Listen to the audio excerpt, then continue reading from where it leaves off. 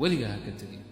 salaad inta la eedaamay oo la iqaameeyay oo xilligeedii ku dhaafay oo salaadii kale ku soo gashay ayaa la leeyahay qofkaasi maxaa lagu murmayaa ma muslim baa mise waa gaal taakay marasa baleeg hadda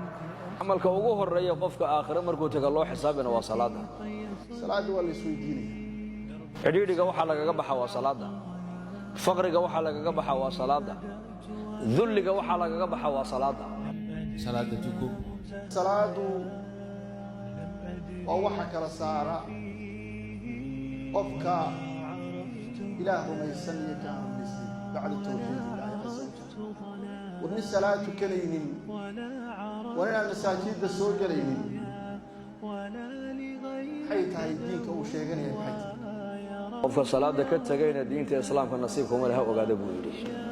nabigu salawaatullaahi wa salaamu alayhi ahdi aan dawlad islaami jirin oo masaajidda cusub oo la dhistay aanay jirin allahumma illa masaajidka xaramka isaga dhowr boqol 360 sano miyaaleen mooyaan aan masaajid kala joogin waan meel la isugu yimaado kala jirin ayaa ilaahay subxaanahu wa ta'aala salaada ku waajibiyay